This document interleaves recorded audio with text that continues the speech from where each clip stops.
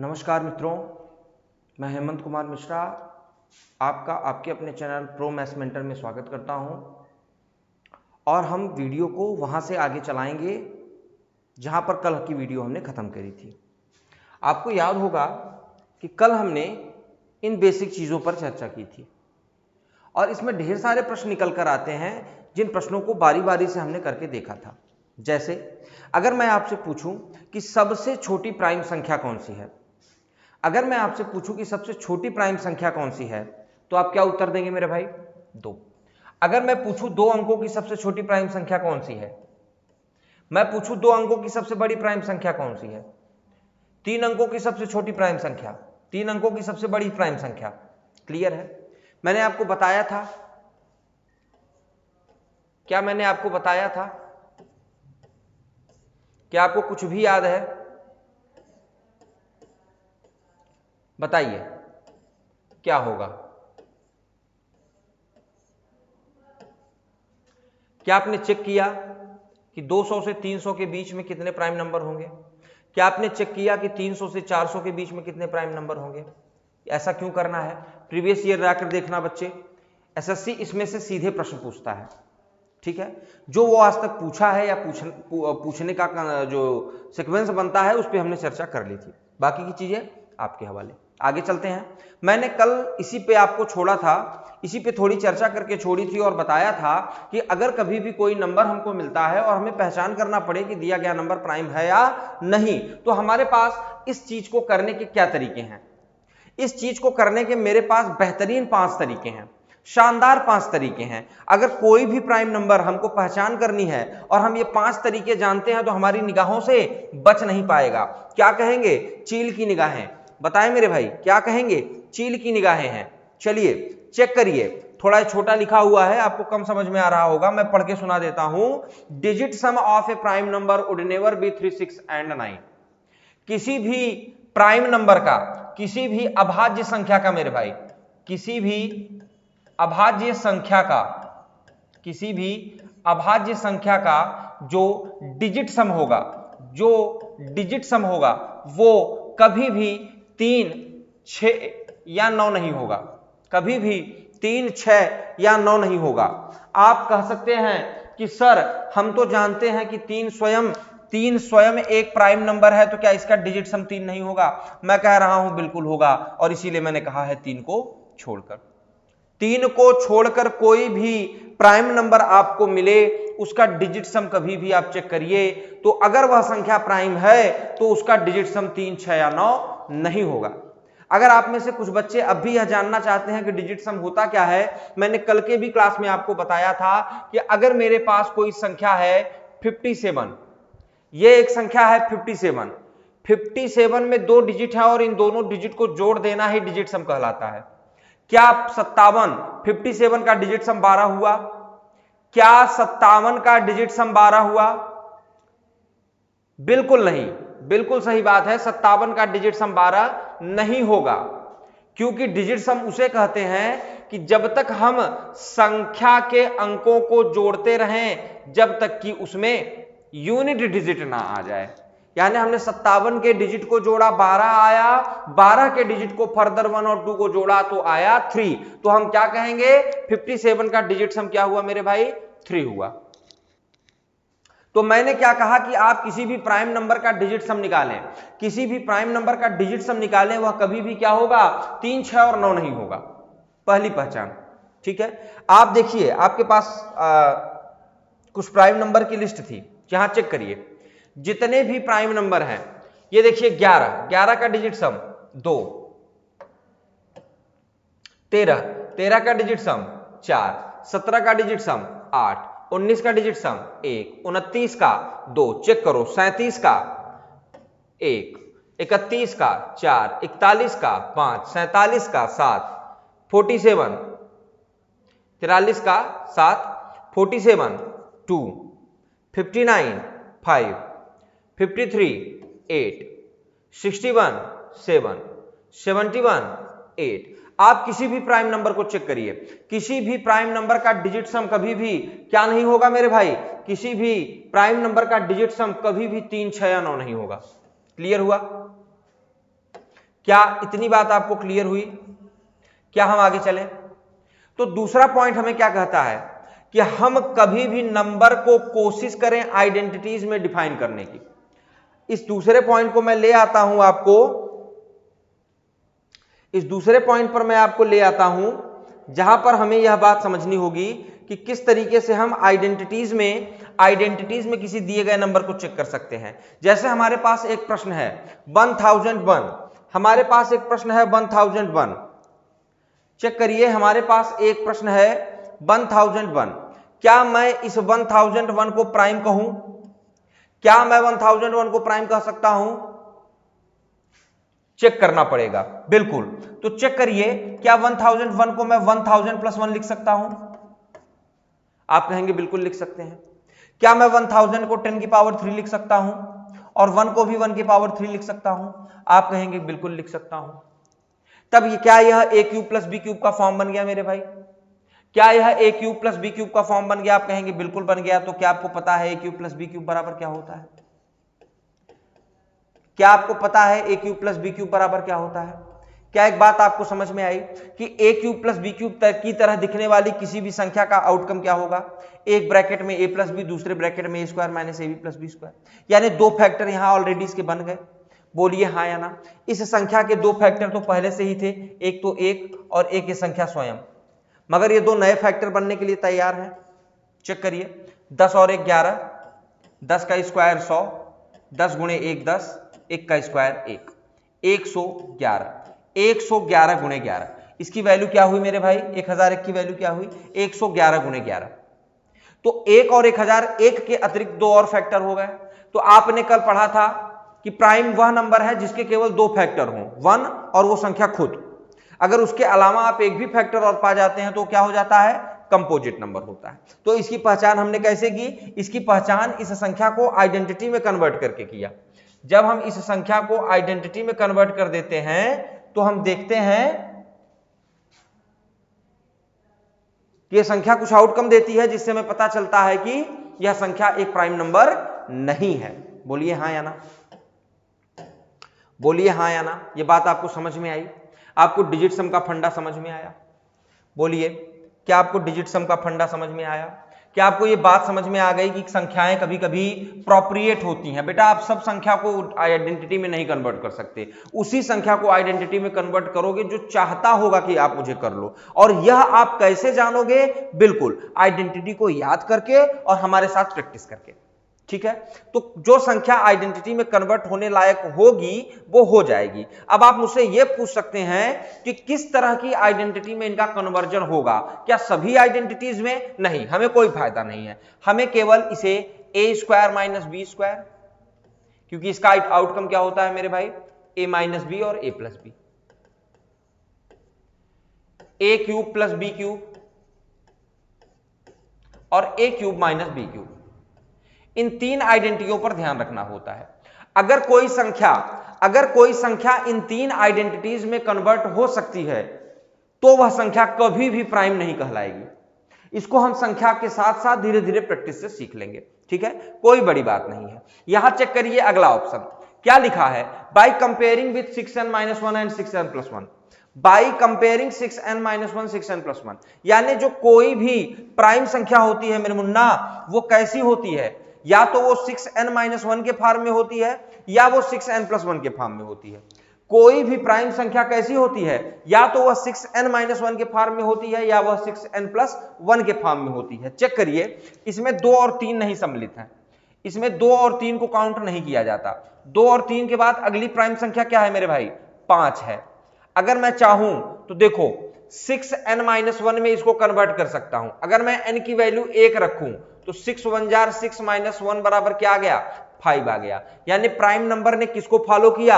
6n-1 को follow किया। अगर मैं इसके बाद की प्राइम संख्या 7 लिखूं, चेक करो, क्या मैं 7 को 6n+1 के फॉर्म में लिख सकता हूं? अगर मैं n की वैल्यू 1 रखूं तो 6 इंटू 1 प्लस 1 बराबर क्या हो गया मेरे भाई 7 हो गया। यानी आपने देखा कि लगातार दो प्राइम नंबर्स को हमने में एक को हमने 6n-1 और दूसरे को हमने 6n+1 में कन्वर्ट करके दिखा दिया।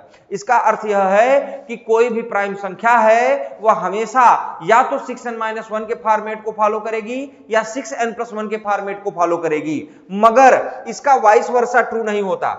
Vice versa is not true, इसका उल्टा नहीं ऐसा है, इसका उल्टा, इसका वाइस वर्सा जो है वो ट्रू नहीं होता। इसका कहने का मतलब यह है कि अगर कोई संख्या है वह 6n-1 या 6n+1 के फॉर्म में लिखी जा सकती है तो वो प्राइम हो ऐसा जरूरी नहीं है। मैंने क्या कहा? मैंने कहा कि कोई संख्या अगर 6n-1 या 6n+1 के फॉर्म में लिखी जा सके तो ऐसा जरूरी नहीं कि वह प्राइम होगी, मगर अगर कोई संख्या प्राइम है तो वह अवश्य ही 6n-1 और 6n+1 को फॉलो करेगी। चेक करिए। चलिए आते हैं, हम आपको वापस ले चलते हैं आपके स्लाइड पर। चेक करिए यहां पर मेरे भाई, क्या यहां पर जितने भी प्राइम नंबर हैं वो आपको दिख रहे हैं? मैं इनमें से रैंडमली कोई भी प्राइम नंबर उठा लूं, जैसे मैंने 13 को लिया। अगर मैंने 13 को लिया तो चेक करिए, क्या मैं 13 को 6 इंटू 2 प्लस 1 लिख सकता हूं? क्या इसने 6n+1 को फॉलो किया? क्या 17 को मैं 6 इंटू 3-1 लिख सकता हूं? क्या 19 को मैं 6 इंटू 3 प्लस 1 लिख सकता हूं? क्या मैं 29 को 6 इंटू 5-1 लिख सकता हूं? क्या मैं 59 को 6 इंटू 10-1 लिख सकता हूं? क्या मैं 79 को 6 इंटू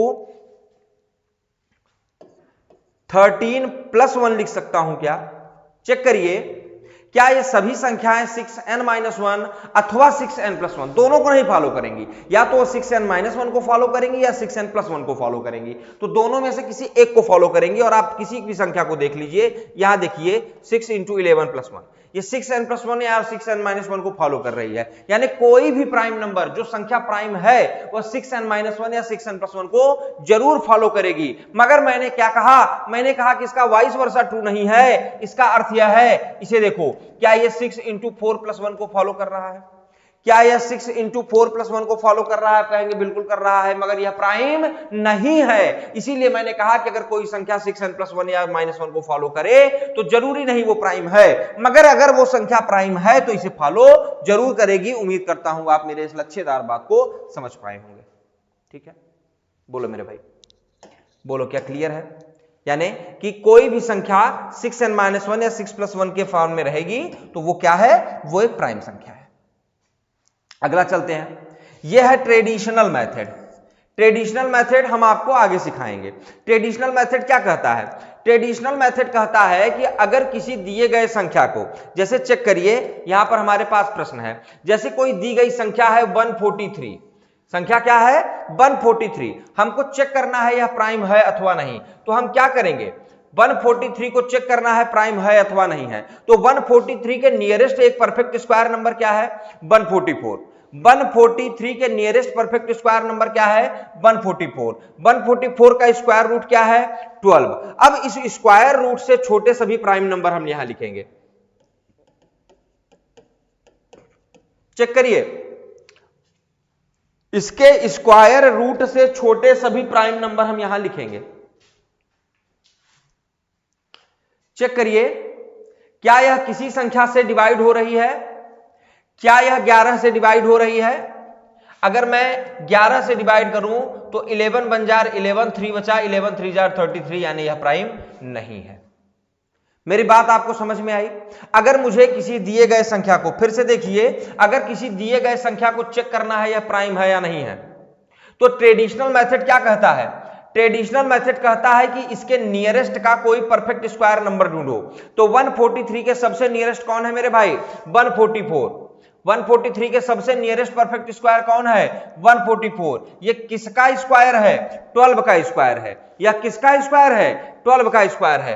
तो आपको क्या करना है मेरे भाई? अब 12 से छोटे सभी प्राइम नंबर लिख लेने हैं। 12 से छोटे सभी प्राइम नंबर लिख लेने हैं या अपने दिमाग में छाप लेने हैं, और चेक करना है कि क्या इनमें से किसी प्राइम नंबर से इनमें से किसी प्राइम नंबर से 143 डिविजिबल है या नहीं। तो आप देखते हैं कि यह 11 से ही डिविजिबल हो गया। 143 किससे डिविजिबल हो गया? 11 से डिविजिबल हो गया। तो यह एक प्राइम नंबर नहीं है। क्योंकि अगर ये संख्या 143 लिखी है तो इसके दो फैक्टर तो हमेशा बने ही हुए हैं, एक तो खुद 1 और एक 143। उसके अलावा ये देखो 11 इसका तीसरा फैक्टर निकल गया। तो किसी संख्या के अगर 3 फैक्टर हैं, कम से कम 3 फैक्टर हैं, तो वह संख्या क्या कहलाती है मेरे मित्रों? कंपोजिट संख्या कहलाती है। बोलिए चेक किया? समझ में आई ये बात? ट्रेडिशनल मेथड यही कहता है कि जब आप किसी संख्या में यह चेक करना है कि वह प्राइम है अथवा नहीं, तो आपको सबसे पहले क्या करना है? उस संख्या के, उस दिए गए संख्या के नियरेस्ट परफेक्ट स्क्वायर नंबर ढूंढनी है।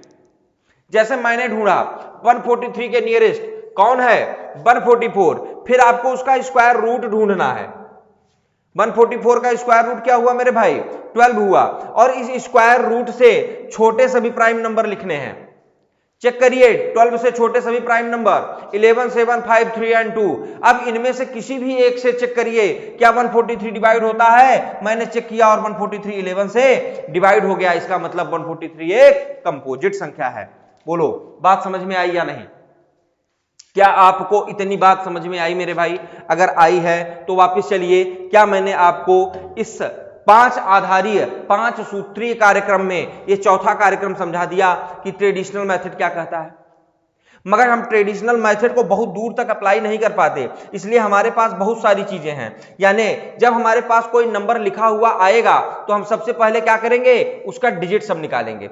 चेक करेंगे कि कहीं उसका डिजिट सम 3, 6 या 9 तो नहीं आ रहा है। और अगर ऐसा है कि संख्या का डिजिट सम 3, 6, 9 आ रहा है तो निश्चित कर लीजिए वह प्राइम नहीं हो सकता, क्योंकि किसी भी प्राइम संख्या का डिजिट सम कभी भी 3, 6 या 9 नहीं आता। बोलिए बात समझ में आई?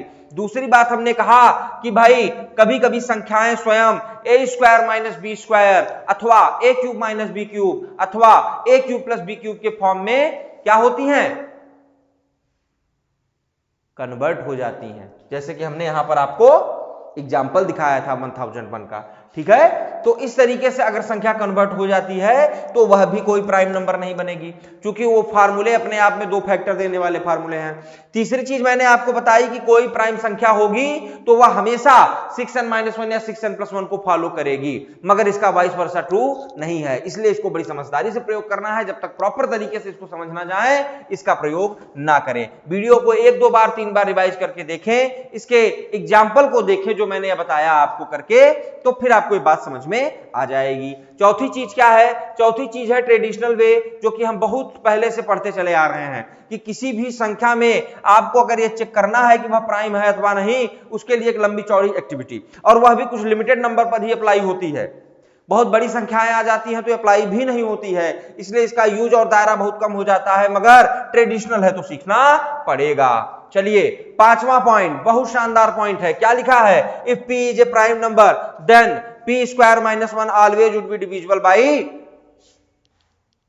24। थोड़ा बड़ा हो गया है, मैं इसको थोड़ा औकात में लाता हूं इसके। ठीक है, ये देखिए साफ साफ लिखा है कि if p is a prime number, अगर p कोई अभाज्य संख्या है, अगर p कोई अभाज्य संख्या है तो p का स्क्वायर माइनस 1, p का स्क्वायर माइनस 1 हमेशा क्या होगा? 24 से डिवाइड होगा। चेक करिए 5 एक प्राइम है तो p की वैल्यू क्या हुई? 5। तो p स्क्वायर माइनस 1 की वैल्यू क्या होगी? 5 स्क्वायर माइनस 1। क्या आया? क्या ये 24 से डिविजिबल है? आप कहेंगे बिल्कुल डिविजिबल है। अगली प्राइम संख्या अगर मैं इसको p मानूं तो p स्क्वायर माइनस 1 क्या होगा मेरे भाई? 7 का स्क्वायर माइनस 1 यानी 49 माइनस 1 यानी 48। क्या ये 24 से डिविजिबल है? आप कहेंगे बिल्कुल डिविजिबल है। चेक करिए क्या ये बातें आपको समझ में आई? क्या क्लियर हुआ? चलिए आगे चलते हैं इन प्रश्नों पर जो मैंने आपको समझाया, क्योंकि मैंने थोड़ा जल्दी में इसलिए किया क्योंकि हमने पिछले वीडियो में भी इस पर थोड़ी सी चर्चा की थी, इसलिए आपको अब यहां सीधे समझना है। चेक करना है कि 731 प्राइम है या नहीं। चेक करना है कि 731 प्राइम है अथवा नहीं।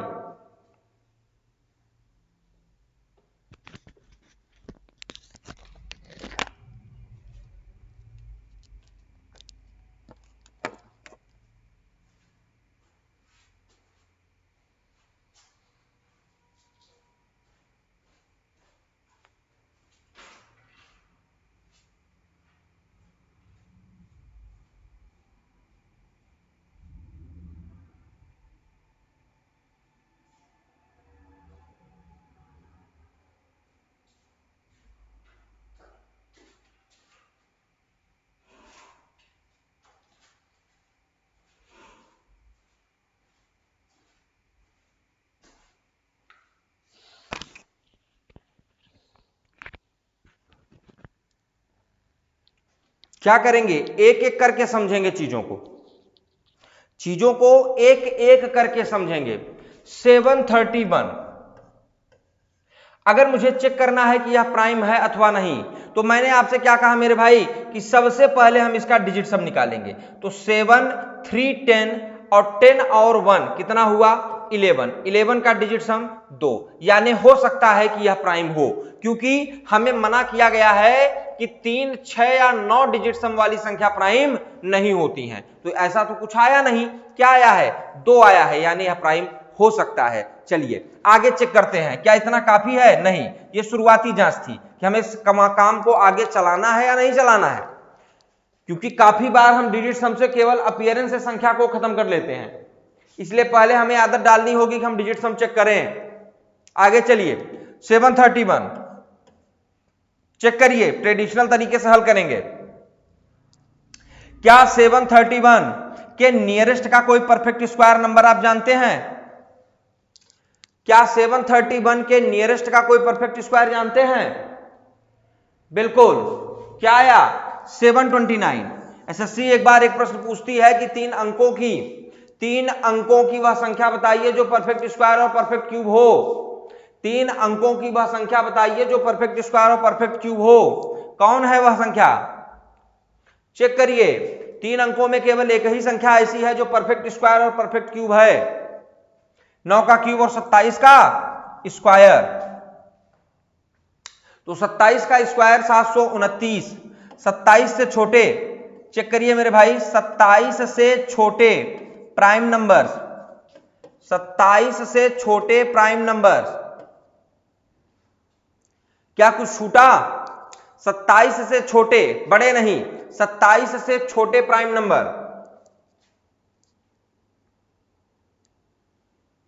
क्या इनमें से किसी से भी यह डिवाइड हो रहा है? चेक करें, चेक करके बताएं, क्या यह इनमें से किसी से भी डिवाइड हो रहा है? अगर यह संख्या इनमें से किसी से भी डिवाइड हो रही हो तब इसे हम प्राइम नहीं कहेंगे। अगर 731, 23, 19, 17, 13, 11, 7, 5, 3 या 2 किसी से भी डिवाइड हो रही है तो हम इसको प्राइम नहीं कहेंगे। फटाफट से चेक कर लो, क्या ये 2 से कटेगा? बिल्कुल नहीं कटेगा। क्या ये 3 से कटेगा? अगर इसका डिजिट सम 3 से कटे तो ये 3 से कटेगा। क्या डिजिट सम इसका 3 से कटने वाला आ रहा है? आप कहेंगे बिल्कुल नहीं आ रहा है, क्योंकि 7, 3, 10, 11, 11 का 2 होता है जो 3 से नहीं कटेगा। क्या यह 5 से कटेगा? नहीं, 5 से केवल वो संख्या कटती है जो 0 या 5 लास्ट में लाती है, 5 से भी नहीं कटेगा। क्या 7 से कटेगा? नहीं कटेगा। क्या यह 11 से कटेगा? चेक करिए, क्या यह संख्या 11 से डिवाइड हो रही है? बिल्कुल नहीं हो रही है। क्या यह 13 से हो रही है?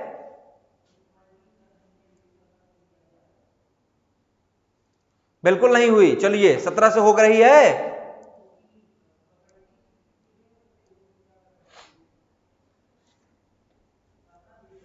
चेक करिए, 17 चौके 68, 17 तिया कितना क्रिटिकल था। अगर हम केवल अपीयरेंस से समझना चाहें तो नहीं समझ पाएंगे। 17 इसका एक फैक्टर है, यानी यह संख्या प्राइम नहीं है। बोलिए हाँ या ना।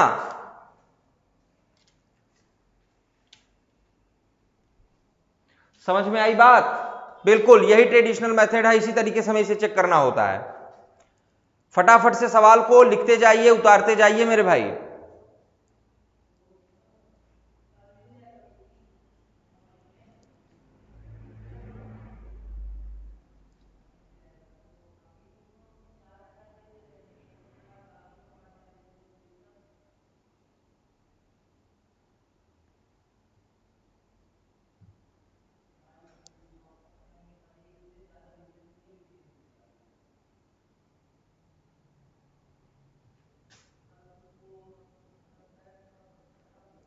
चलिए, उम्मीद है बात आपको समझ में आई होगी।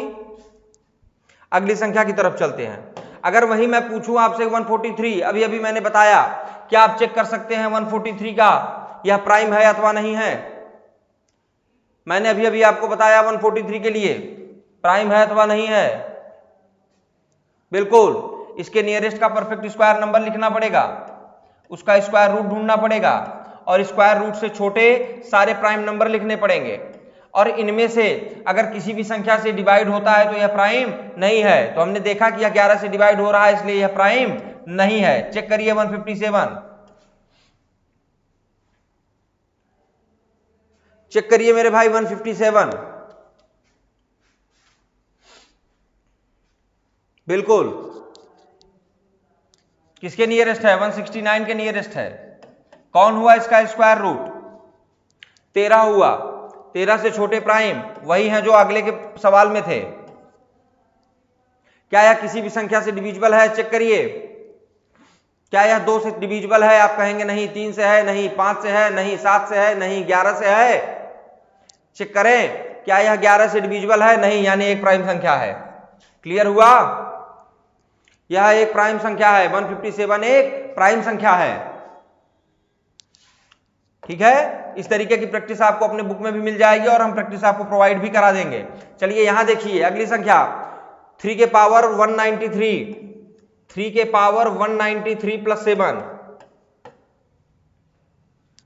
मुन्ना, हम चीजों को, छोटी छोटी चीजों को जान जाते हैं, मगर प्रश्नों पर अप्लाई किस तरीके से करना है, उसमें हम किस तरीके की बुद्धिमानी दिखाएं, यह हम सवाल करते वक्त सीखेंगे। अभी मैं सवाल के रेफरेंसेस आपको समझा रहा हूं, छोटे मोटे सवाल के द्वारा आपको मैं उसकी थ्योरी समझाने की कोशिश कर रहा हूं।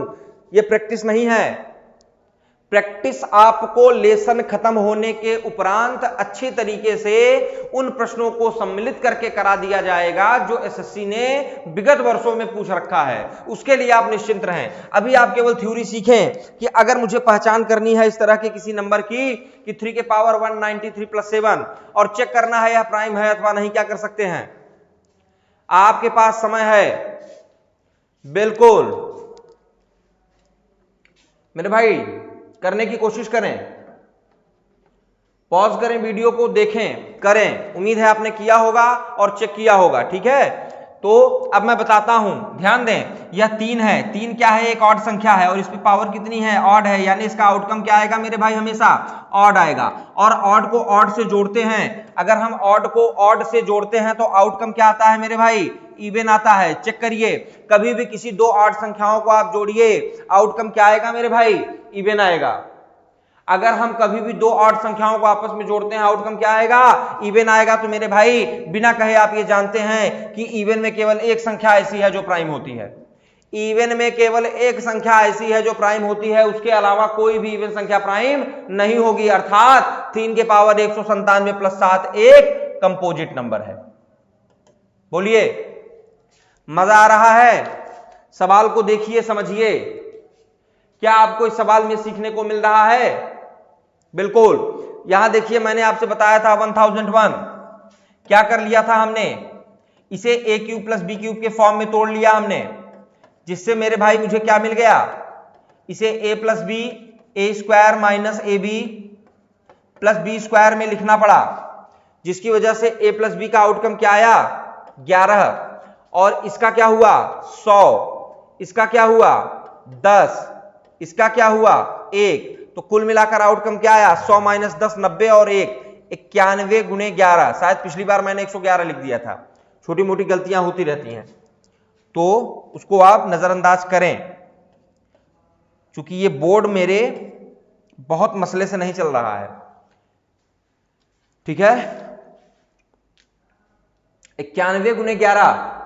अब ये प्राइम नहीं हो सकता। क्यों नहीं हो सकता? क्योंकि इसके दो और फैक्टर मिल गए, और हमने कहा है कि प्राइम के केवल दो फैक्टर होते हैं। कौन कौन? 1 और वो संख्या खुद। चेक करिए, चेक करिए, किसी भी तरीके की समस्या हो तो?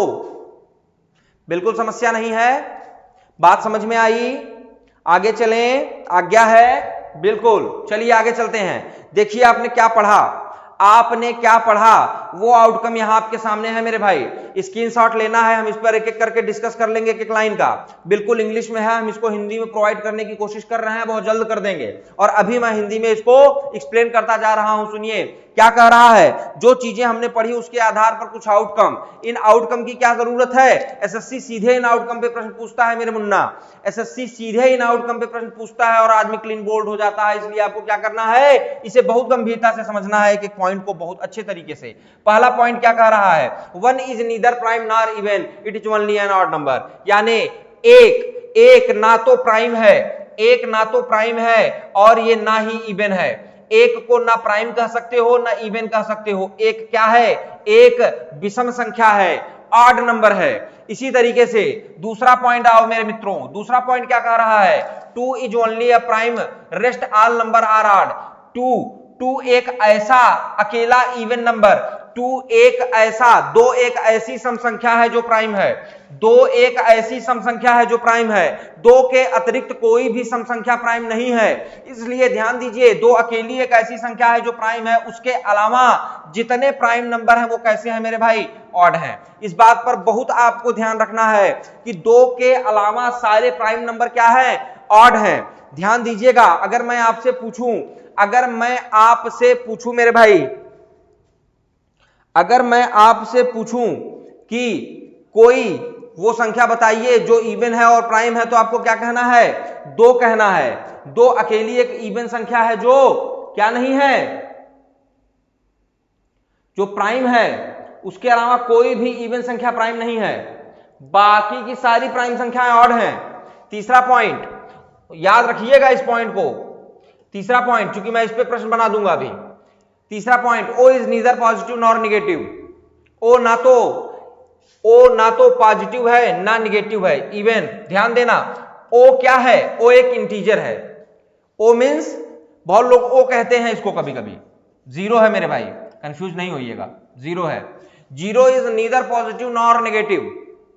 जीरो एक इंटीजर है। कैसा इंटीजर है? जो कि ना तो धनात्मक है ना तो ऋणात्मक है। बाकी के सारे इंटीजर 2 खेमे में बटे हुए हैं, या तो वह कुरु सेना में है, या तो वह पांडव की सेना में है, या तो वह निगेटिव है या तो पॉजिटिव है। जीरो कौन है? जीरो कौन है मेरे भाई? जीरो श्री कृष्ण है। जीरो वह श्री कृष्ण है जो न कुरुओं के पक्ष में है न पांडवों के पक्ष में है। ठीक है, आगे चलते हैं। Product or sum of 2 rational always would be a rational number. चौथा पॉइंट क्या कह रहा है?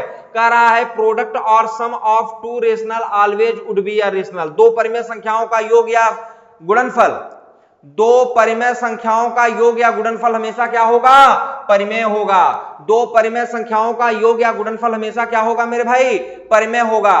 और 5वां पॉइंट क्या कहता है? कि प्रोडक्ट और sum of 2 irrational some time would be rational and some time irrational. जब मैं आपको प्राइम बता रहा था, जब मैं आपको इरेशनल बता रहा था, तो मैंने एक एग्जांपल के द्वारा आपको समझाया था कि अगर मैं √2 का √2 में गुणा करूं तो मुझको आंसर 2 मिलता है, जो कि एक रेशनल नंबर है। मगर अगर मैं पाई का पाई में गुणा करता हूं तो मुझे पाई स्क्वायर मिलेगा, जो कि अब भी एक इरेशनल नंबर है। इसका अर्थ यह हुआ कि जब हम 2 इरेशनल नंबर लें, जब हम 2 इरेशनल नंबर लें, उनको जोड़ें, क्या करें? जोड़ें या उनका गुणा करें, तो कभी कभी वो क्या होगा? रेशनल होगा, और कभी कभी वो क्या होगा? इरेशनल होगा।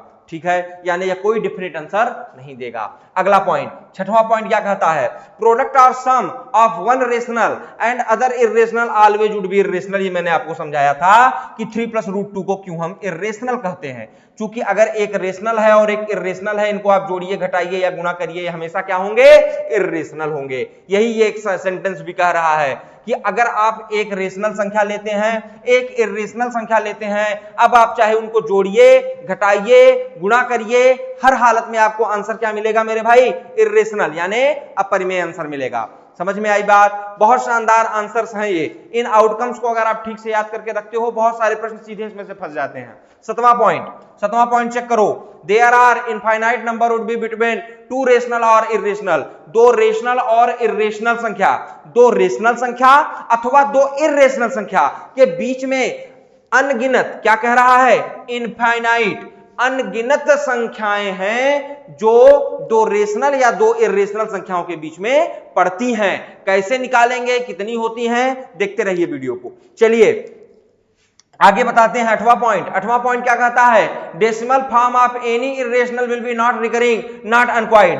Decimal form of any irrational, किसी भी इरेशनल नंबर का जो दशमलव फॉर्म होता है, उसका रिप्रेजेंटेशन होता है, वो क्या होता है? वो ना तो रिकरिंग होता है और ना ही वह क्वाइट होता है, वह शांत भी नहीं होगा। यानी जो इरेशनल है वह कैसा दशमलव है? अशांत अनावर्ती। कैसा दशमलव है? अशांत अनावर्ती। बातों को बहुत पकड़ के कायदे से रखिएगा, इन छोटी छोटी बातों में मिस्टेक हो जाता है और हम गलत आंसर करके चले आते हैं। चलिए 9वां प्रश्न देखिए, but decimal form of any rational would be quite और अनक्वाइट एंड रिकरिंग, यानी जो रेशनल नंबर होगा उसका दशमलव फॉर्म शांत अशांत दोनों हो सकता है। शांत है तो आवर्ती की बात नहीं आती, अशांत है तो वह आवर्ती हो सकती है। इसका एग्जांपल मैंने बताया था कि 0.25 एक शांत और अनावर्ती यानी क्वाइट और नॉट रिकरिंग नंबर है और यह रेशनल है। इसके साथ साथ मैंने बताया था 0.33 33 इस तरीके से लिखी हुई कोई संख्या, यह कैसी संख्या है, यह अनक्वाइट संख्या है यानी अशांत दशमलव है। और कैसी है, आवर्ती है। आवर्ती का मतलब बार बार रिवीजन हो रहा है, इसलिए इस संख्या को हम क्या कहते हैं मेरे मुन्ना, अशांत आवर्ती दशमलव। और ये क्या है, ये शुद्ध रूप से एक रेशनल संख्या है, एक परिमेय संख्या है। ठीक है, ये बातें आपको अच्छे से समझ में आए होंगी, उम्मीद करता हूं। इसका स्क्रीनशॉट रखिए, इसको बार बार रिवाइज करिए, आराम से इसे रखिए, एक सेंटेंस को पढ़िए, 2 मिनट 3 मिनट इसको सोचने पर दीजिए कि ये सेंटेंस क्या कहना चाहता है, क्या इसके सारे आउटकम आपको समझ में आते हैं। ना आने की स्थिति में आप कंसल्ट करिए, कमेंट करिए, मैं आपको दोबारा समझाऊंगा। ठीक है, तो ये चीजें आपको जानना बहुत जरूरी है, सीधे एसएससी इससे प्रश्न पूछता है। आगे चलते हैं मेरे भाई, आगे क्या है, जो बातें हमने पढ़ी वही हमको यहां देखना है, ये बहुत जरूरी होती है। जैसे यहां पर क्या लिखा है, सम ऑफ ऑड प्लस ऑड। जहां हमने पीछे भी देखा था, एक संख्या हमको प्राइम की पहचान करनी थी जिसमें दोनों संख्याएं ऑड निकल गई और हमको आउटकम क्या मिला था, इवन। जिसके आधार पर मैंने क्या कह दिया था कि 3 की पावर 193 प्लस 7, याद है अभी पीछे किया था, 3 की पावर 193 प्लस 7 चेक करना था प्राइम है या नहीं। तो मैंने कहा मुन्ना ये भी ऑड होगा, ये भी ऑड होगा, ऑड ऑड का सम क्या होता है, इवन होता है। और इवन संख्या कभी भी 2 के अतिरिक्त कोई भी इवन ऐसा नहीं है जो प्राइम हो, इसलिए ये भी प्राइम नहीं होगा। क्लियर किए, बहुत अच्छे। अगला आउटकम देखते हैं, क्या आउटकम है, अगर हम प्रोडक्ट करें मेरे मुन्ना, बहुत आराम से आपको इन चीजों को समझना है। अगर हम 2 ऑड नंबर का प्रोडक्ट करते हैं, क्लियर करिए, क्या इवन संख्या आ रही है, क्या इवन आ रही है, क्या इवन ही आ रही है, बिल्कुल। जब हम 2 ऑड संख्याओं का प्रोडक्ट निकालते हैं तो कभी वो इवन होती है और कभी क्या होती है, ऑड होती है। यानी 2 गुने 5 करते हैं 10 आता है, 3 गुने 5 करते हैं 15 आता है, 7 गुने 5 करते हैं 35 आता है। यानी अगर एक संख्या इवन है तब तो इवन आंसर आएगा, मगर अगर दोनों संख्याएं ऑड हैं तो मल्टीप्लाई करने पर हमेशा आंसर क्या आएगा मेरे मुन्ना, ऑड आंसर आएगा। यानी अगर हम प्रोडक्ट निकालें, क्या निकालें, प्रोडक्ट ऑफ 2 ऑड नंबर या product of odd into odd is equal क्या होगा, इज इक्वल क्या होगा, अभी अभी आपने चेक किया, ऑड होगा। याद रखिए, हमेशा इस बात को हमेशा याद रखिए कि ऑड संख्या कैसे होती है, odd into odd, odd into odd, odd into odd. Check किया, हाँ या ना। चलिए आगे ध्यान देते हैं, आगे यह ध्यान देते हैं, अगर एक इवन संख्या हो और एक ऑड हो और हम दोनों को जोड़ दें, चेक करिए मेरे भाई, एक इवन संख्या हो और एक ऑड संख्या हो, हम दोनों को जोड़ दें, हमेशा आउटकम क्या आ रहा है, ऑड आ रहा है। चेक करिए, ऑड 8 को जोड़ा क्या आया, इवन 8 को जोड़ा तो क्या आया, इवन इवन जोड़े तो, चेक करिए, इवन इवन 2 इवन संख्या जोड़े तो हमेशा आंसर क्या आएगा, अगर हम 2 इवन संख्या जोड़ें तो आंसर क्या आएगा मेरे भाई, समझ में आ रही है बात। अगर हम 2 ऑड संख्याएं जोड़ते हैं आंसर क्या आता है, अगर हम 2 इवन संख्या जोड़ते हैं आंसर क्या आता है, अगर हम एक इवन एक ऑड जोड़ते हैं तो आंसर क्या आता है, अगर हम 2 ऑड नंबर का प्रोडक्ट निकालें तो आंसर क्या आता है, अगर हम 2 इवन नंबर का प्रोडक्ट निकालें तो आंसर क्या आता है, अगर हम 2 इवन नंबर का प्रोडक्ट निकालें, अगर हम इवन इंटू इवन करें तो क्या आएगा, चेक करिए, चेक करिए, हाँ या ना। मगर याद रखिए कि जब भी हम इवन ऑड जोड़ते हैं तो क्या आता है, अगर हम ऑड ऑड जोड़ते हैं तो क्या आता है, ठीक है, अगर हम ऑड और ऑड जोड़ते हैं तो क्या आता है, बताइए मेरे भाई, अगर हम ऑड और ऑड जोड़ते हैं तो क्या आता है, बोलिए। मेरे पास आपके लिए कुछ संख्याएं हैं, मेरे पास है 71, मेरे पास है 71, मेरे पास है 67, और मैं केवल इन्हीं दो संख्याओं में पूछ रहा हूं कौन सी संख्या ऐसी है जिसको हम दो प्राइम संख्याओं के रूप में बांट सके। कैसे बांटना है, हमें इनमें से दोनों संख्याओं में से कौन सी ऐसी संख्या है जिसका जो खुद आउटकम है, किसका आउटकम है, दो प्राइम नंबर के सम का आउटकम है, दो प्राइम नंबर के सम का आउटकम है। इसमें से कौन सी संख्या ऐसी है जो दो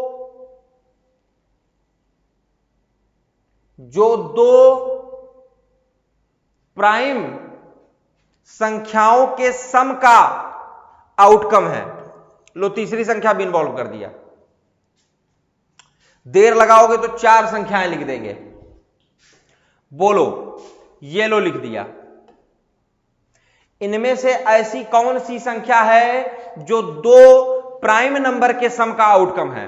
दो प्राइम नंबर के सम का आउटकम, देखिए दो प्राइम नंबर के सम का आउटकम चेक करिए।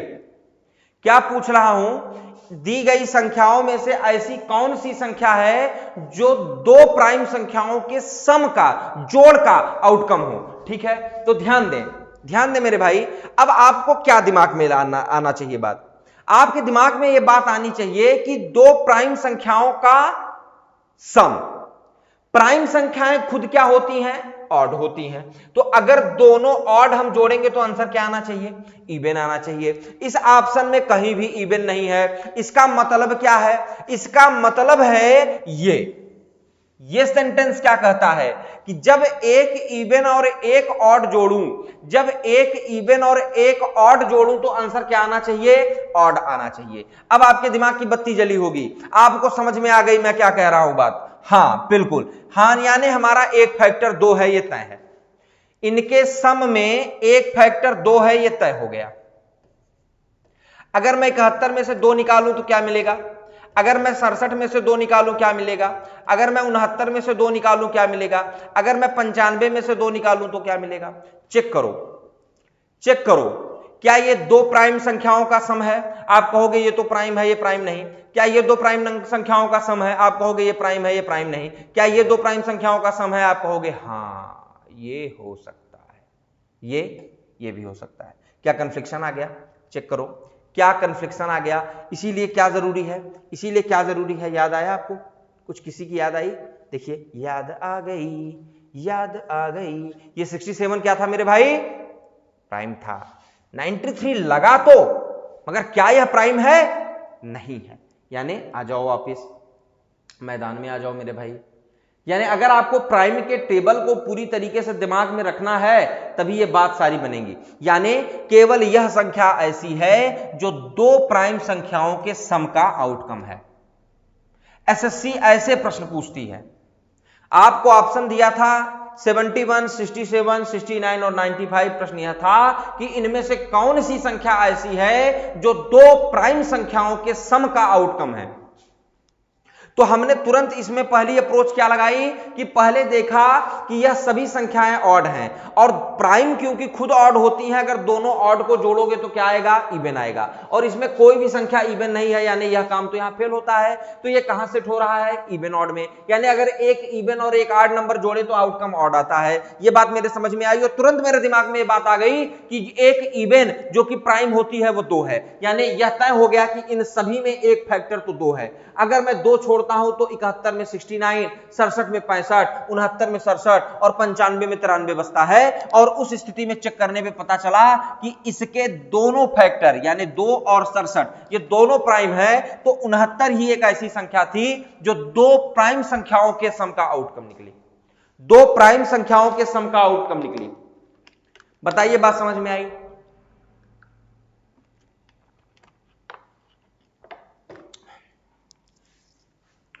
क्या आपको बात समझ में आई? 2 बार 3 बार रिवाइज करके देखिए, बात समझ में आ जाएगी। तो ये आउटकम हमारे पास होने चाहिए मेरे भाई।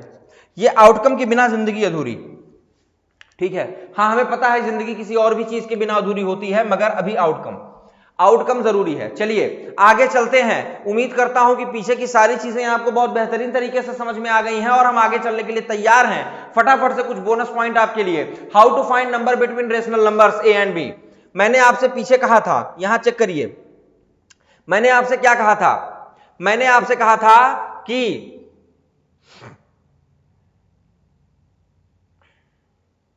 Infinite number would be between two rational और इरेशनल। दो रेशनल और इरेशनल के बीच में अनंत संख्याएं होती हैं। दो रेशनल संख्याएं, दो परिमेय संख्याएं अथवा दो अपरिमेय संख्याओं के बीच में क्या होता है मेरे भाई, अनंत संख्याएं होती हैं। तो दो रेशनल संख्याओं के बीच की संख्या निकालते कैसे हैं, आ जाओ फटाफट से।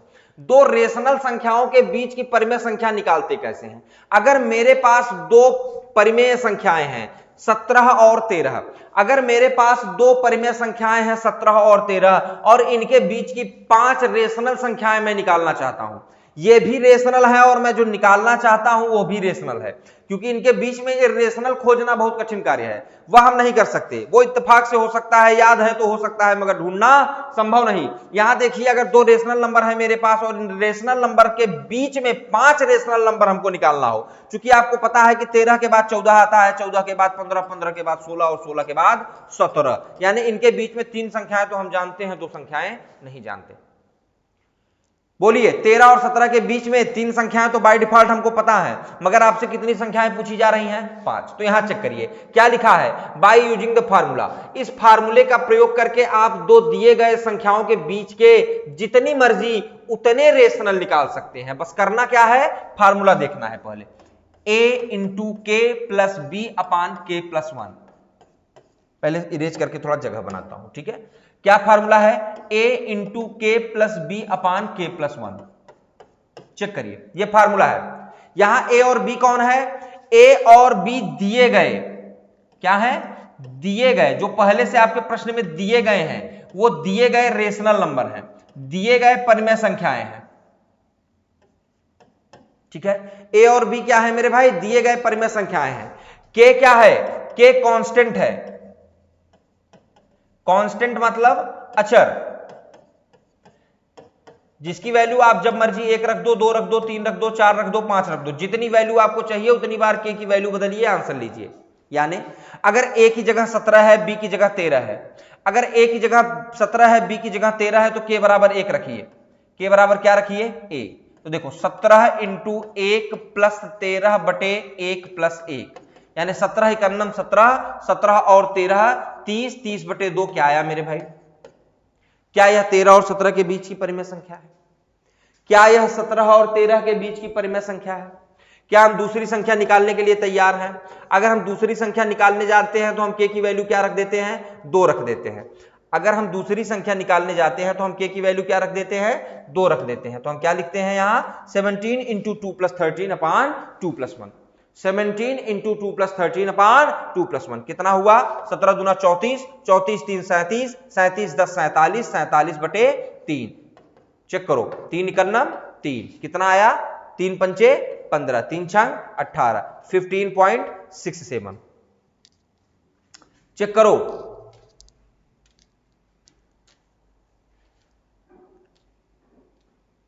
ज्यादा काट दिए,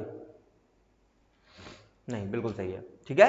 तो ये क्या हुआ, ये आप देख रहे हैं कि इस फार्मूले की मदद से आप किसी भी दिए गए दो रेशनल संख्याओं के बीच में जितनी मर्जी उतने रेशनल नंबर निकाल सकते हैं।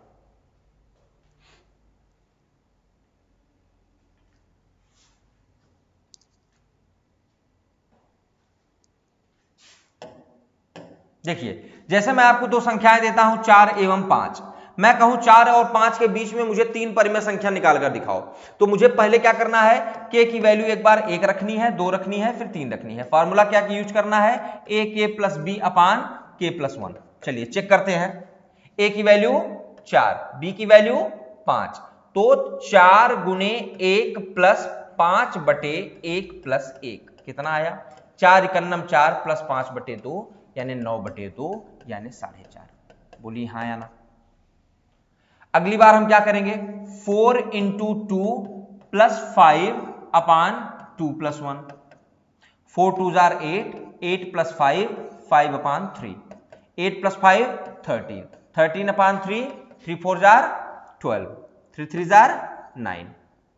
ठीक है, ये क्या है, बार है। क्या ऑन है, कैसा है, आगे बताएंगे। अभी चेक करिए, क्या 4 × 3 अगला नंबर प्लस 5/3 + 1, चेक करिए, 4 × 3 = 12 + 5/4, 12 × 5 = 17, 17/4, 4 चौके 16, चेक करिए, 4 चौके 16, 1 बचा, दशमलव लगाया, 4 दूनी 8, 4 पंचे 20। क्लियर है, 4 और 5 के बीच में 3 परिमेय संख्याएं आपको मिली बिना किसी झंझट के। क्या 4 और 5 के बीच में 3 परिमेय संख्याएं आपको मिली बिना किसी झंझट के? क्या ये फार्मूला सेट है? फार्मूला याद हुआ? दो परिमेय संख्याओं के बीच में जितनी मर्जी उतनी परिमेय संख्या आप निकालिए, बस जितनी परिमेय संख्या निकालनी है के की उतनी वैल्यू बदलते जाइए और आपको परिमेय संख्याएं मिलती जाएंगी। बोलिए मेरे भाई, कोई दिक्कत, कोई परेशानी? दिक्कत होती है तो वीडियो को रिवाइज करके देखिए। आगे चलते हैं, यहां देखिए, how to find irrational number between two irrational. अगर आपको दो अपरिमेय संख्या दे दी जाए मेरे मुन्ना मेरे भाई, अगर आपको दो इर्रेशनल नंबर दिए जाएं और उनके बीच में एक इर्रेशनल, दो इर्रेशनल या अनगिनत इर्रेशनल निकालना पड़ जाए तो चेक करिए, how to find irrational number between two irrational. दो अपरिमेय संख्याओं के बीच में, दो अपरिमेय संख्याओं के बीच में अपरिमेय संख्या कैसे निकालते हैं?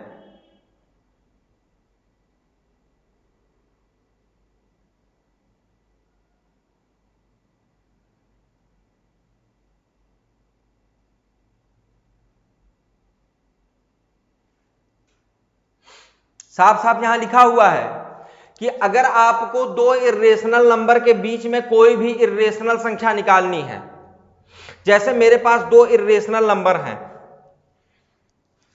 अब इनके बीच का इर्रेशनल निकालना है तो क्या करना है? दिए गए संख्या का प्रोडक्ट करना है। क्या आया? और आपको एक परिमेय संख्या इनके बीच में निकालनी है तो क्या करना है?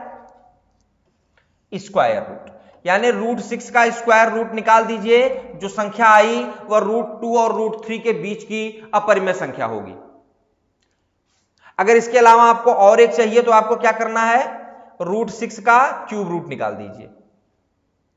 अगर आपको इसके बाद और कुछ करना है तो आप क्या करें? √6 का क्वाड रूट निकाल दें और संख्याएं आपको मिलती जाएं। वही संख्याएं क्या हैं? दो इर्रेशनल के बीच में इर्रेशनल। हां बिल्कुल, आप कहते हैं कि भाई इसको निकाल पाना संभव नहीं है, तो इसी तरीके से आंसर भी हमको लिख देना होगा। हमें सुविधा दी जाएगी तो सॉल्व करने की इच्छा की जाएगी, अगर सुविधा नहीं दी जाएगी तो सॉल्व करने की इच्छा भी नहीं की जाएगी। तो उसके लिए आप निश्चिंत रहें, बस आप तरीका जानते रहें कि अगर दो संख्याएं x और y, अगर दो संख्याएं x और y इस तरीके हैं कि हम इन दोनों को क्या कह सके? इर्रेशनल कह सकें। मैं कह रहा हूं x और y दो अपरिमेय संख्या है, x और y क्या है? दो अपरिमेय संख्या है, और इनके बीच में आप एक अपरिमेय संख्या और निकाल दो तो उसकी वैल्यू क्या हुई? √x × y। उसकी वैल्यू क्या हुई? √x × y। अगर उन्होंने कहा कि इसके बीच में एक और अपरिमेय संख्या निकाल दो तो उसकी वैल्यू क्या हुई? √x × y। ये दो संख्याएं हो गई। किसी दो अपरिमेय संख्याओं के बीच में पहली संख्या, दूसरी संख्या, तीसरी संख्या निकालनी है तो चेक करिए। उम्मीद है बात समझ में आ रही होगी आपको। बहुत ज्यादा इसकी जरूरत नहीं पड़ती, बहुत परेशान नहीं होना है, मगर जान लेना है, जानकारी के लिए जरूरी है। प्रश्न पूछा भी जा सकता है वेरिएबल फॉर्म में, वेरिएबल फॉर्म में बिल्कुल प्रश्न पूछा जा सकता है। हमको तैयार रहना है आगे के लिए। चलिए आगे चलते हैं। क्या लिखा है? How to convert a given fraction into decimal. बहुत बच्चों सा खेल है, कहते हैं सर बचपन से करते आए हैं। क्या करते आए हैं? किसी फ्रैक्शन को डेसिमल में चेंज करते आए हैं। बिल्कुल भाई, बिल्कुल कर लोगे। देखो ये फ्रैक्शन लिखा हुआ है। अब अगर कोई ये पूछता है भाई फ्रैक्शन क्या है, जाओ पीछे वीडियो देखो, पीछे जाके वीडियो कंप्लीट करो, पता चल जाएगा फ्रैक्शन कौन है। ठीक है, तो अगर आपको एक फ्रैक्शन दिया गया है और मैं कहता हूं इस फ्रैक्शन को डेसिमल में चेंज करो, तो सबसे पहले हमें क्या समझना है कि अगर फ्रैक्शन दिया है इसका मतलब क्या है मेरे भाई? इसका मतलब है 5/7। इसका मतलब क्या है? 5/7। जब ये खुद ही ऐसा कह रहा है तो हमको डिवाइड करने में क्या समस्या है? अब आप कहेंगे भाई समस्या ये है कि डिवाइडेंड डिवीजर से छोटा है, यानी भाज्य भाजक से छोटा है, डिवाइड कैसे करें? बिल्कुल तरीका है। क्या करेंगे, दशमलव अप्लाई कर देंगे सबसे पहले। कहां अप्लाई किया है, ये कोशेंट में दशमलव अप्लाई किया है मेरे भाई। दशमलव अप्लाई करते ही 5 क्या हो जाता है, धनी हो जाता है, 50 हो जाता है। अगर आप कोशेंट में दशमलव अप्लाई करते हैं, डिवाइडेंड में अपने आप 0 बढ़ जाएगा। 7 का टेबल अगर 7 बार पढ़ते हैं 49 आता है। चेक करिए, 7 7 जार 49। अब एक बार दशमलव लगा दिए हैं तो एक 0 जहां भी जरूरत है एक्सेस कर सकते हैं। क्या करना है आगे, 7 1 जार, कहानी चलती रहेगी, कारवां बनता रहेगा। तो इसी चीज को बच्चे की तरह नहीं, हम इस तरीके से करेंगे। कैसे, प्रो राइडर, बिल्कुल, चूंकि प्रो मैथ मेंटर के साथ हैं आप, तो बिल्कुल प्रो तरीके से चीजों को करें। दशमलव अप्लाई करें, इमेजिन करें कि ये 50 हो गया। 7 7 जार 49, 50 में से 49 रिमूव किया, 1 बचा, 1 अपने आप 10 हो जाएगा। 7 1 जार 7, 10 में से 7 रिमूव किया, कितना आया, यहां देखो 3 आया है। 3 क्या हो गया मेरे भाई, 30 हो गया। 30 हो गया तो 7 4 जार 28, 7 4 जार 28, कितना रिमाइंडर आया, 2, क्या हो गया 20, 7 3 जार 21। आप कहेंगे सर 20 ही है, मैंने किस्सा खत्म कर दिया। 0.7143, 0.7143 किसका आउटकम है, 7/5, 5/7 का। आप छोटे छोटे आउटकम भी निकालना जानते हैं। चेक करिए, पॉइंट अप्लाई किया, 50 हो गया। 6 8 जार 48, 2 बचा, 220 हो गया। 6 3 जार 18, 2 बचा, और ये 220 होता रहेगा। और 6 क्या करता रहेगा, उसको 6 3 जार करके डिवाइड करता रहेगा, यानी 3 पर बार लगा दो। क्या आया आउटकम, 5/6 इज इक्वल टू 0.83 बार। जिन बच्चों को ये ना पता हो बार क्या है तो समझ लो मेरे भाई। अब अगर मैं इसका डिवीजन करता हूं तो 3 आता ही जाता है, कोई नई संख्या नहीं आएगी, डिवीजन में कोई नया काम नहीं होगा। यानी हम ये जान चुके हैं ये न खत्म ना होगा और ना नया कुछ आएगा। इसलिए हमने क्या तय कर लिया कि जब कोई संख्या आवर्ती बन जाती है तो उस संख्या पर बार लगा दो। ये किसको रिप्रेजेंट करता है, ये इसको रिप्रेजेंट करता है। ठीक है, तो ये आपको समझ के रखना है कि बार का मतलब क्या है। ठीक है, ये रिकरिंग डेसिमल को दिखाता है, ये रिकरिंग डेसिमल को दिखाता है मेरे भाई। तो बहुत नॉर्मल सी बात है, इसको हम बचपन से पढ़ते आए हैं कि कैसे किसी फ्रैक्शन को हम डेसिमल में कन्वर्ट कर सकते हैं। हमारा जो अगला टॉपिक है, जो मेन टॉपिक है, जो हम सीखने के लिए यहां पर रुके हुए हैं, वो क्या है कि किस तरीके से हम क्या करें, डेसिमल को फ्रैक्शन में कन्वर्ट करें। बहुत छोटी से छोटी चीज मैं बताने की आपको कोशिश कर रहा हूं। निश्चित रूप से समय का हमारे पास अभाव है, मगर फिर भी हम हर चीज पर आपको ध्यान दे रहे हैं, कोशिश कर रहे हैं कि आपको हर छोटी बड़ी चीज, जो बच्चा नया भी आया है, यानी जो शब्द एक कहा जाता है जीरो टू जेनिथ, वहां तक ले जाने का काम कर रहे हैं। अभी हम आपका बेस प्रिपेयर कर रहे हैं। नंबर में हर जगह, हर छोटी एक्टिविटी की जहां जरूरत पड़ती है वो सब हम जान रहे हैं, उस सारी चीजों पर आपका प्रिपरेशन करवा रहे हैं, उस सारी चीजों पर आपका प्रिपरेशन करवा रहे हैं मेरे भाई।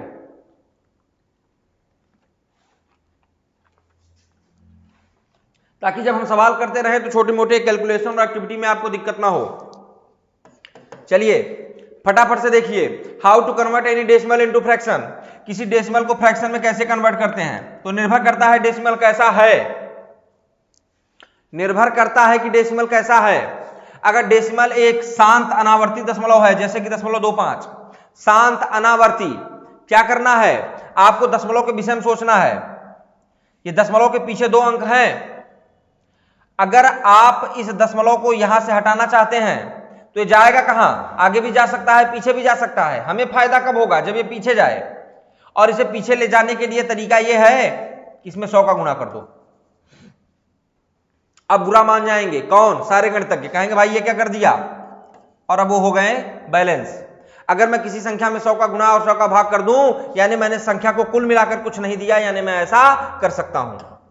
चेक करो, मैं ऐसा कर सकता हूं, बिल्कुल कर सकता हूं मेरे मुन्ना। चलो उसी का मैं फायदा उठा रहा हूं, मैंने 100 का ऊपर और 100 का नीचे गुना कर दिया, जिसकी वजह से 0.25 क्या हो गया। अब कहोगे ये कैसे हो गया, अगर आप कहोगे ये कैसे हो गया तो मैं बिल्कुल आपको बताऊंगा कि ये कैसे हो गया। अगर दशमलव है और दशमलव को आपको अपने आप जैसे मैं बोर्ड के सामने हूं, आप कॉपी के सामने होते हो, अपने दाएं हाथ की तरफ हटाना हो तो जितना कदम इसको पीछे हटाना है उतने बार 10 से गुणा करो। मुझे 2 कदम पीछे हटाना था, मैंने 2 बार 10 से गुणा किया, यानी 10 गुणे 10 किया, जिसका आउटकम क्या आया मेरे भाई, 100 आया। ठीक है, इसीलिए मैंने 100 का गुणा किया। बात समझ में आई होगी। 25 बन जा 25, 25 4 जा 100 यानी 1/4। 0.25 की वैल्यू क्या हुई, इसीलिए इसको लोग कैसे लिख लेते हैं कि अगर 0.25 लिखा है यानी 2 अंकों पर दशमलव लिखा है, जैसे 0.35, तो बस इस पॉइंट को हटा दो, 35/100 लिख दो। 5 सत्ते 35, 5 दूनी 10, 7/20। बोलो किसी भी शांत अनावर्ती दशमलव को फ्रैक्शन में बदलना क्या हुआ, एकदम अल्लादीन के चिराग के घिसने जैसा हुआ। चिराग घिसो, आंसर आपके पास, चेक करो, बताओ सही है या गलत, बताइए भाई। चलिए फटाफट से चलते हैं आगे। अब हमारे पास देखिए प्रॉब्लम कब आती है, जब हमारे पास रिकरिंग डेसिमल होता है। जैसे हमारे पास है 0.999। सबसे पहली चीज, अगर रिकरिंग डेसिमल है तो मैं इसको इस ऐसे लिखने के बजाय, जैसे ये है, इसको ऐसे लिखने के बजाय मैं क्या लिख सकता हूं, 0.9 बार। और मैं आपसे क्या कहूंगा कि 0.9 बार का फ्रैक्शन कन्वर्जन क्या होगा, बिल्कुल 1 होगा। ठीक है, यानी अगर कोई भी संख्या रिकरिंग है, देखिए जैसे 3 3 3 3 इनफाइनाइट टाइम, तो इसे मैं क्या लिख सकता हूं मेरे भाई, ऐसे भी लिख सकता हूं। यानी इन दोनों में से कोई भी प्रश्न के रूप में पूछा जा सकता है। आपको क्या करना है, आपको चेक करना है कि दशमलव के कितने अंकों तक बार लगा है, 1 अंक तक लगा है। इसका आंसर 3/9 यानी 1/3। चेक करो, इसीलिए ये 1 आया था, क्योंकि इसकी भी वैल्यू हम क्या लिखने वाले थे, 9/9। क्या आ जाएगा, 1। यानी क्या मैंने समझाया, मैंने ये समझाया कि अगर दशमलव के बाद किसी एक ही संख्या की पुनरावृत्ति आप चालू हो गई, यानी इस तरीके की कोई संख्या मिली, तो आपको चुपचाप क्या लिख देना है, 7/9। ये इसका फ्रैक्शन कन्वर्जन हो गया, ये इसका फ्रैक्शन कन्वर्जन हो गया। आप पूछेंगे कैसे, बिल्कुल आपको पूछना चाहिए, आपका अधिकार है, मैं आपको बताकर दिखाता हूं। देखो, जब मेरे पास संख्या थी 0.3333, मुझे इसे फ्रैक्शन में कन्वर्ट करना था, तो मैंने सबसे पहले क्या किया, इसे अज्यूम किया x, अज्यूम किया कि यह संख्या x है। हाँ, वो वाली x नहीं, बिल्कुल ये सिंपल सा x है। x के नाम से बहुत लोगों को चिढ़ हो जाती है, कोई बात नहीं बच्चे, ठीक है, आप इसको अपने अनुकूल से ABCD और कुछ भी नाम रख सकते हैं। और अभी आप यहां ध्यान दीजिए कि x बराबर क्या है, 0.3333333333, कब तक, इनफाइनाइट टाइम। इनफाइनाइट टाइम क्या दवा है इसकी, दोनों पक्षों में, बोथ साइड में 10 का मल्टीप्लाई कर दो। बोलो हाँ या ना, बोलो हाँ या ना। इसको मैं इक्वेशन 1 मानूं, इसे मैं इक्वेशन 2 मानूं। अब मेरी मर्जी है, मैं चाहता हूं कि मैं इक्वेशन 2 में से इक्वेशन 1 घटा दूं। मेरी इच्छा क्या है, मैं चाहता हूं कि मैं इक्वेशन नंबर 2 में से इक्वेशन नंबर 1 घटा दूं। मैं 3.3333 इनफाइनाइट टाइम, यानी मैं 3.3 बार में, मैं 3.3 बार में, ध्यान दीजिएगा, मैं 3.3 बार में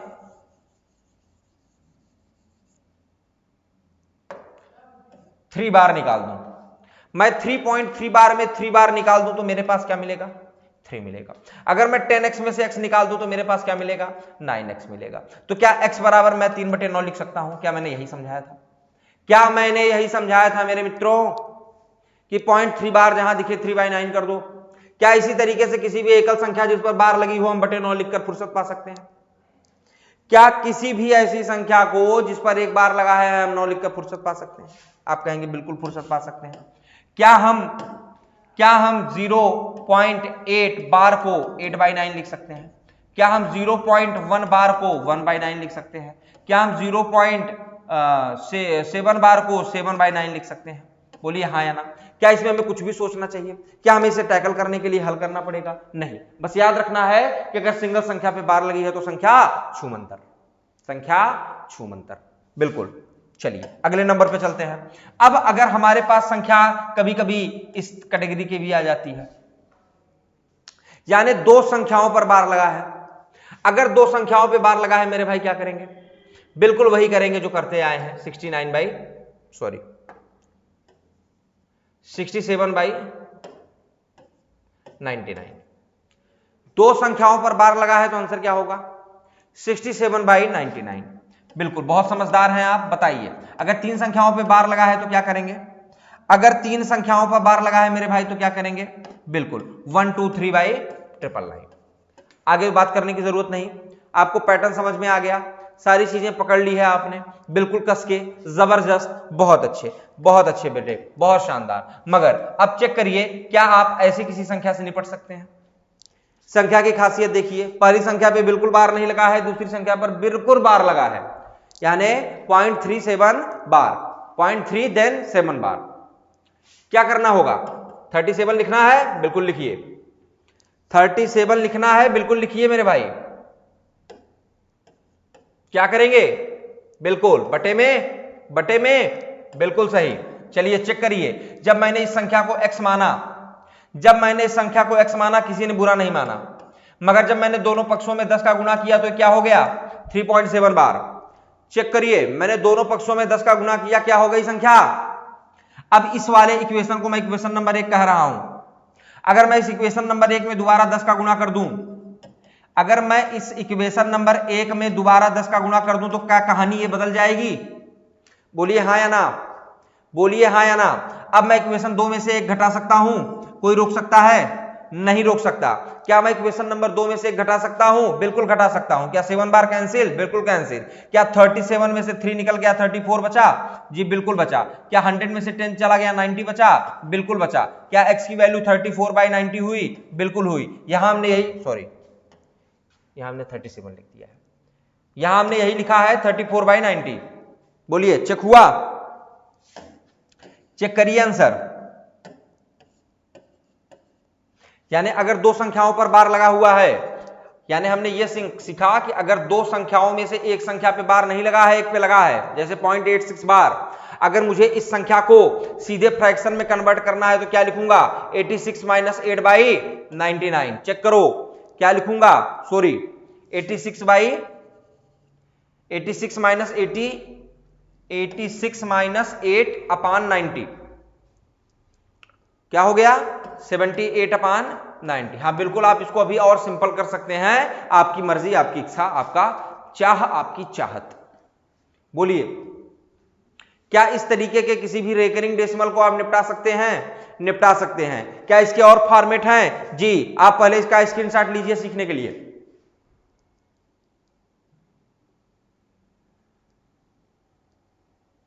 जी, इसके बहुत सारे फॉर्मेट हैं। क्या कर सकते हैं हम? मैं संख्या को ऐसे भी लिख सकता हूं, 0.865 बार, 0.865 बार। चेक करिए कैसे निपटाएंगे, बिल्कुल जैसे निपटाते आए हैं। बोलिए क्या लिखूं यहां? समझ में आया हो तो बिल्कुल, बहुत अच्छे, बहुत अच्छे। इसको निपटाइए। क्या लिखेंगे? क्या लिखेंगे मेरे भाई? इन दोनों में क्या डिफरेंस है? क्या सही है?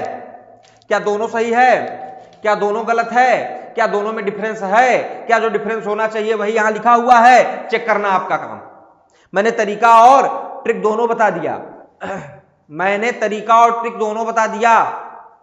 ये जो दोनों आउटकम लिखे हैं आपको चेक करना है, इनमें से कौन सही है कौन गलत। क्या दोनों सही है? क्या दोनों गलत है? और दोनों सही है तो दोनों में डिफरेंस क्यों दिख रहा है?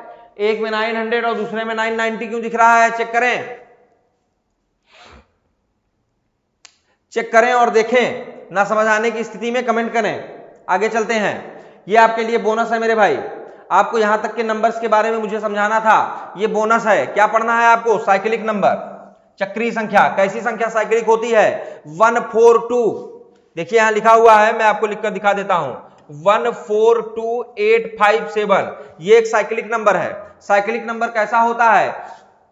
उसका साइक्लिक परमुटेशन डिजिट के सक्सेसिव इंटीजर होते हैं। मतलब अगर मैं किसी साइक्लिक नंबर में किसी भी संख्या का गुना करता हूं, जैसे 142857 में 2 का मल्टीप्लाई किया, आउटकम क्या आया मेरे भाई? 285714। चेक करिए, संख्या में अंकों का क्रम बदला है, डिजिट वही है। संख्या में अंकों का क्रम बदला है, डिजिट वही है। फिर मैंने 142857 यानी इसी चक्रीय संख्या में 3 का गुना किया, आउटकम क्या आया? 428571। 428571। चेक करिए, अंकों का क्रम बदला है, संख्या बदली है। क्यों? क्योंकि अंकों का क्रम बदला है, डिजिट वही है। डिजिट वही है, 142857 ही डिजिट है। ऐसी संख्या क्या कहलाएगी? साइक्लिक नंबर कहलाएगी। बस इसको पहचान लेना है। चलिए, परफेक्ट नंबर। परफेक्ट नंबर क्या है? ऐसी संख्या जिसे छोड़कर उसके अन्य फैक्टरों का सम, ऐसी संख्या जिसे खुद को छोड़कर उनके अन्य फैक्टरों का सम उसके बराबर हो जाए। देखो यहां परफेक्ट नंबर में पहला परफेक्ट नंबर 6 है। इसके फैक्टर क्या होते हैं? 1 2 3 6। 6 को छोड़ दो तो इनका सम क्या हो रहा है? 6 हो रहा है। दूसरी संख्या क्या है? 28। दूसरी संख्या क्या है? 28। 28 को छोड़ दे तो इसके फैक्टर क्या है? 1 2 4 7 14। जोड़कर देखो, 14 7 21 4, 25 2 27 1 28। खुद 28 को छोड़ दो तो उसके अन्य फैक्टरों का सम क्या हो रहा है? वह संख्या खुद हो रही है। ऐसा संख्या क्या कहलाएगा? परफेक्ट नंबर कहलाएगा। चेक करिए, अगला परफेक्ट नंबर क्या है? 496। अगला परफेक्ट नंबर क्या है? 496। मैंने क्या समझाया मेरे भाई? परफेक्ट संख्या वह संख्या कहलाती है जिसे खुद को छोड़कर उसके अन्य फैक्टरों का सम वो संख्या खुद बन जाए। 6 क्यों परफेक्ट है? क्योंकि 6 के फैक्टर कौन कौन से हैं? 1 है, 2 है, 3 है और 6 है। यानी 6 यानी उस संख्या को खुद को छोड़ दूं तो संख्या के अन्य जो फैक्टर हैं उनका जोड़ करके देखो क्या वो संख्या खुद आ जाती है। अगर ऐसा होता है तो वह एक परफेक्ट संख्या कहलाती है। अगली परफेक्ट संख्या क्या है? 8128। ठीक है, ऐसे कम से कम 2-3 और परफेक्ट संख्या आप अपने से ढूंढिए और अपने लिस्ट में बनाकर रखिए। अगर प्रश्न एसएससी पूछता है तो सीधे आपको ऑप्शन देगा और ऑप्शन पहचानना ही बस आपका काम रह गया।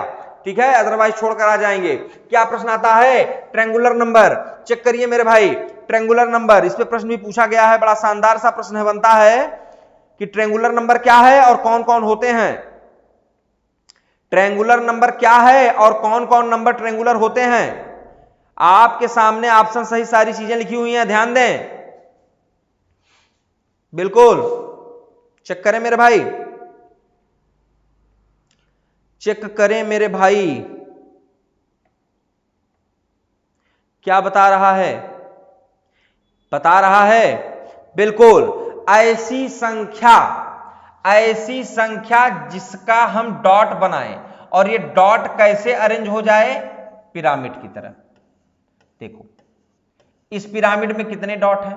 6, इसलिए 6 क्या हुआ? Triangular number. 5, मैं कितनी भी कोशिश करूं मैं 5 संख्याओं का पिरामिड नहीं बना पाऊंगा। चेक करिए, मैं 5 संख्याओं का पिरामिड नहीं बना पाऊंगा, इसलिए जिन संख्याओं का पिरामिड बने वही ट्रायंगुलर नंबर है। देखो 1 2 3 4 5 6 7 8 9 10। 10 क्या है? Triangular number. 6 क्या है? Triangular number. 3 क्या है? Triangular number. 1 क्या है? ट्रायंगुलर। 10 के बाद कौन ट्रायंगुलर है? 15। कैसे? देखो 1 2 3 4 5 6 7 8 9 10 11 12 13 14 15। पिरामिड बना, इसीलिए इसको ट्रायंगुलर नंबर कहते हैं। अब आप ये प्रश्न मुझसे बिल्कुल पूछ सकते हैं और पूछिए, एकदम आपका हक है कि हम कैसे जानेंगे कि कौन सा संख्या ट्रायंगुलर है या नहीं। कुछ तो याद कर लेंगे। बिल्कुल मुन्ना, याद नहीं करना है, चेक करना है। इसका मैं आपको फार्मूला बता दे रहा हूं। चेक करिए, n into n plus 1/2, n into n plus 1/2। इसमें जो मर्जी आप n का इनपुट रखिए, आउटपुट मिल जाएगा। अगर मैं n की वैल्यू 1 रखूं, 1 1 2, 2 से 2 कैंसिल, क्या आया? 1। पहली ट्रायंगुलर नंबर। बिल्कुल n की वैल्यू 2 रखो मेरे भाई, n की वैल्यू 2 रखा तो 2 गुने 2 धन 1 बटे 2, 2 से 2 कटा, 2 1 क्या आया, दूसरा ट्रायंगुलर नंबर। चेक करिए, n की वैल्यू 3 रखो मेरे भाई, n इंटू n प्लस 1/2 में n की वैल्यू 3 रखो, चेक करो कितना आ रहा है, n की वैल्यू 3 रखो, कितना आ रहा है, अगला ट्रायंगुलर नंबर चेक करो, n की वैल्यू 4 रखो, अगला ट्रायंगुलर नंबर। उम्मीद है बातें आपको समझ में आई होंगी, ये आपके लिए बोनस था, सीधे प्रश्न एसएससी पूछ लेता है, अदरवाइज इसको और बहुत ज्यादा इस पे एक्टिविटी नहीं होती। तो आपको मोस्टली क्या जान लेना है, इन 3 नंबरों के बारे में जान लेना है। कौन कौन से नंबर हैं, साइक्लिक नंबर है, परफेक्ट नंबर है और ट्रायंगुलर नंबर है। आज के लिए इतना काफी है, वीडियो काफी लंबी हो रही है, हम फिर मिलेंगे आपसे अगले वीडियो में बहुत जल्दी। अपना ख्याल रखिए और पढ़ाई खूब करिए, धन्यवाद।